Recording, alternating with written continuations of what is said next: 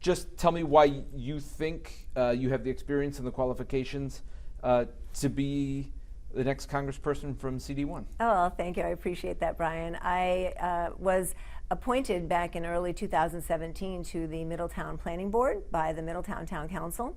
And I served there for almost 2 years until I ran and was elected to Town Council in November of 2018. So I do know a little bit about comprehensive plans and zoning codes and now municipal budgets and Rhode Island general laws. And I was elected in 2018 with the second highest vote count, and my re-election in 2020 with the highest vote count. So I have a large grassroots campaigns with dozens of volunteers that know that I make data-driven decisions. I listen to people. My byline for my campaigns was a leader that listens and leadership that listens. And they know that I will be their voice and look at the data. Middletown Town Council, interestingly, is a nonpartisan body.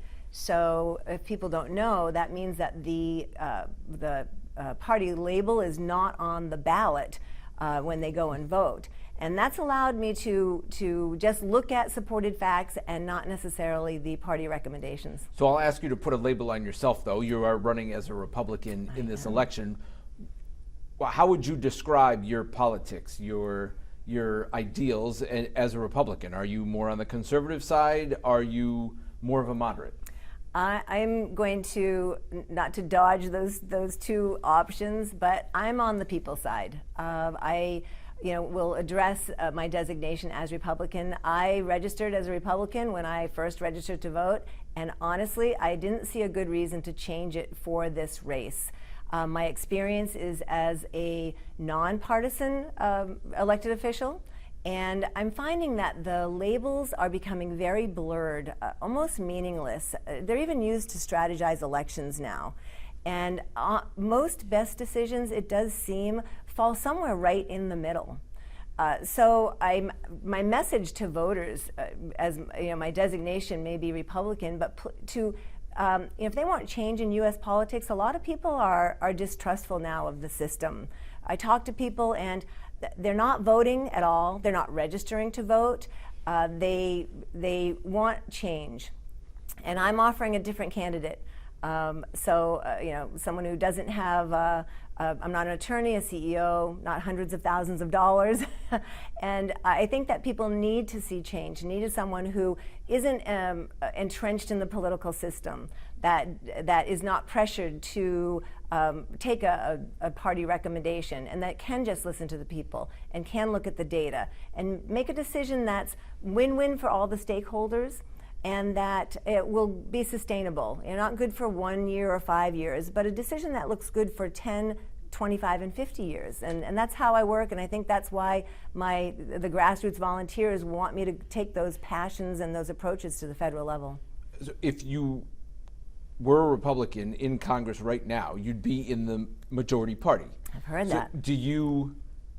What do you think of the direction of the Republican Party in Congress? Because they are driving much of the Republican agenda right now, so you'd have to vote on things that they brought to the table. What do you think?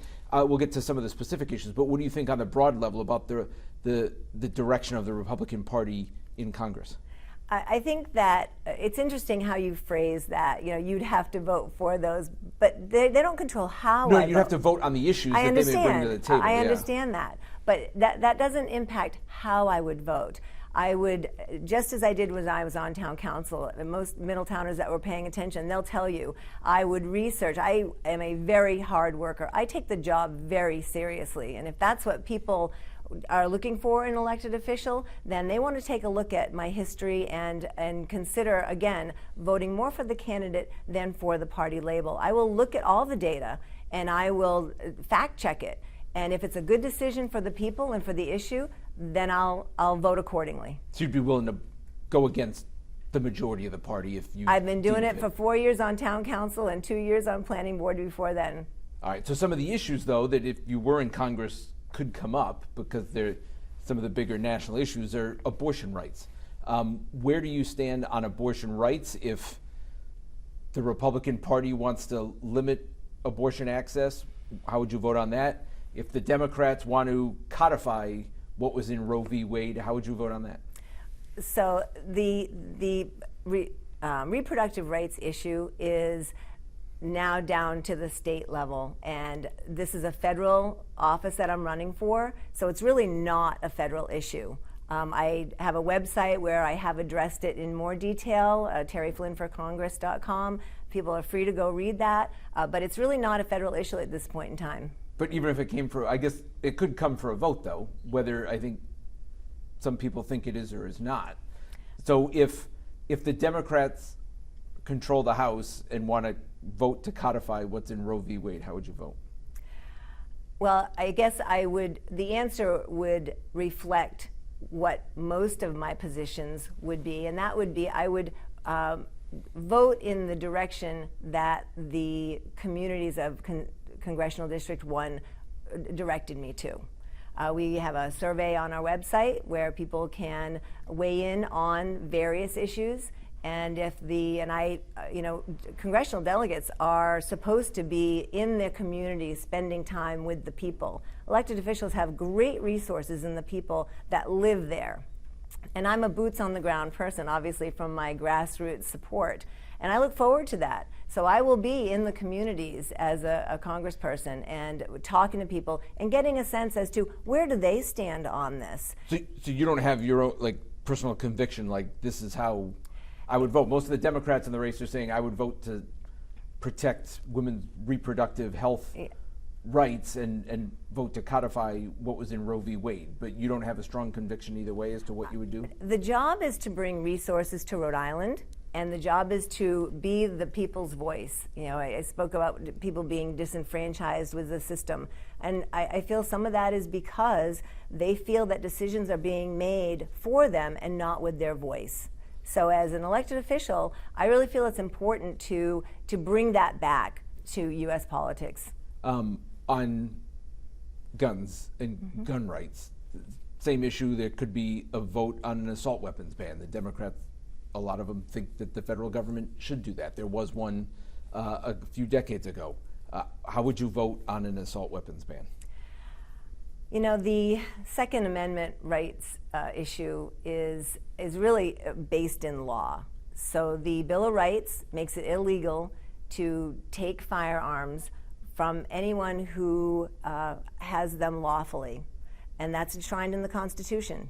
We have a right to self-defense, and I believe that the policies for safe gun ownership need to be looked at, but they shouldn't be burdensome to those who are owning firearms legally, maybe focused on those who may be trying to seek ownership illegally. That would be criminals, those who are easily influenced by violence in the media, and non-regulatory approaches need to be taken. Things like community nonviolence programs and gun buybacks, certainly increased mental health support. So I think, again, it's based in law, and I think that it's something where I would bring to the constituents of CD1 and reflect what they think about it. And just on that issue, though, you said it's based in law, but the federal government did have an assault weapons ban previously that just lapsed. It wasn't deemed unconstitutional. So theoretically, so if the law was in place, then by law it would have been banned. If the law was not in place, then they wouldn't be banned, and you would have the constitutional right to own firearms legally. The war in Ukraine, would you continue the trend of the United States government sending financial and military support to Ukraine to continue the war against Russia? This is a question that has come up before, and the short answer with explanation is yes, because the bottom line is we don't live in a bubble. We live on a global economy, global interactions, and what happens in one country can affect another country and its citizens. We need to protect our citizens. And we have some extremist leaders that will do unexpected things. And so sometimes presence in other countries is required. What does need to happen, however, is we need to have benchmarks. Two types, benchmarks for termination. If there's going to be any kind of out-of-country activity, we need to be told, the American public needs to be told, or it needs to at least be understood that there is an end game threshold or benchmark, not a date, but a benchmark of achievement. Once we achieve this, we will start a reduction, or something along those lines, just so everyone is very clear what the goal is and what the action is going to be. The other benchmark is going to be return on investment. Financial return on investment, to make sure that whatever's invested is going to have an equal return, if not financially, then at least in value. And the other, of course, is in the return on investment of potential bloodshed that may be lost by our service people. And this is something where, or a point where, if you don't mind, I'd like to thank all of our military and veterans and Gold Star families for their service and the quality of life that they've provided for all of us. On a different note, right, I'm guessing most of the people you would talk to may not point to any of those issues as the most important, but instead the economy and the cost of living, as in most elections. Mm-hmm. What would you do to address the rising cost of living and what's happened over the past few years, and why do you think that's happened? Well, inflation has, government spending has caused significant inflation. And of course, with the dollar diminishing, cost of living has gone up. And we do need policies to reduce the cost of living. That's going to include controlled spending of taxpayer dollars, energy independence, and domestic manufacturing. The U.S. lost its dominance in manufacturing by outsourcing, and Rhode Island used to have a rich, very prosperous history in manufacturing. Boat builders in Newport, and Raytheon in Portsmouth, Converse sneakers in Bristol, Electric Boat in North Kingstown. And we need jobs. Rhode Island needs jobs, and we need year-round industries. So if we could re-energize manufacturing with industries that are long-term, not just short-term, but again, that long-term thinking that would be permanent, then we would have opportunities, economic opportunities at all levels. And kind of going full circle back to the beginning of the interview, I know on where you kind of stand as a Republican, Donald Trump is kind of the litmus test for Republicans, and where people stand and what they think of him. What do you think of Donald Trump? Yeah, that's such a loaded question. And I think because of the news recently and all that's going on there, I don't think there's really an opinion to be had, to be honest with you. It's just become so sensationalized. I think that the presidential election's coming. We don't really know who's going to be, available or interested, and that's just a topic that I really have no opinion on. He's running. Would you support him, or do you have another candidate in the presidential race that you favor? I would support the best person for the job. Once again, my messaging for this campaign is for voters to look past the party label and look more at the candidate. If they want change in U.S. politics. And I would do the same. I would definitely support someone who I thought would be best for the job and best for the people of the United States. Great. Thanks, Terri.